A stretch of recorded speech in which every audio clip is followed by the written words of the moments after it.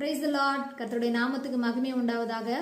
உபாகமம் 32:11-12 கர்த்தருடைய வார்த்தை சொல்கிறது, கழுகு தன் கூட்டை கலைத்து தன் குஞ்சுகள் மேல் அசைவாடி தன் செட்டைகளை விரித்து அவைகளை எடுத்து அவைகளை தன் செட்டைகளின் மேல் சுமந்து கொண்டு போகிறது போல கர்த்தர் ஒருவரே அவனை வழி நடத்தினான்னு சொல்லுதுங்க.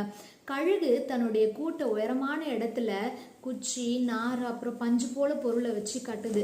கழுகு தன்னுடைய குஞ்சுகளை ரொம்ப பாதுகாப்பாகவும் ரொம்ப கம்ஃபர்ட்டாகவும் வச்சுக்கோங்க. ஆனா ஒரு கட்டத்துக்கு மேல இந்த தாய் கழுகு என்ன பண்ணுதுன்னா, கூட்டுல இருக்கிற பஞ்சு போல இருக்கிற பொருள்லாம் முதல்ல தூக்கி போடுது.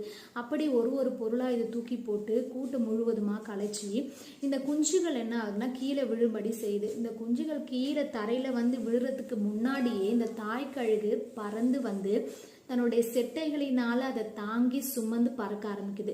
இப்படிதான் தாய் கழுகு தன்னுடைய குஞ்சுகளுக்கு பறக்க கற்றுக் கொடுக்குதுங்க. அதே போலதான் நம்முடைய வாழ்க்கையிலும் கூட ஏதோ ஒரு கடினமான பாதைகளுக்கூடாக நீங்க கடந்து போகிறதுக்கு தேவன் அனுமதிப்பாங்க. எதுக்காக அப்படின்னா, ஏதோ ஒரு காரியத்துக்காக அவர் உங்களுக்கு பயிற்சி வைக்கிறாங்க. ஆனா இந்த பாதையில நீங்க தனியா இல்லை, உங்களை தோள்கள்ல தூக்கி சுமந்து உங்களை வழி நடத்துகிற தேவன் உங்களோடு உண்டு. ஒரு நாள் நீங்களும் நிச்சயமாக உயர பறப்பீங்க. தேங்க்யூ. God bless you.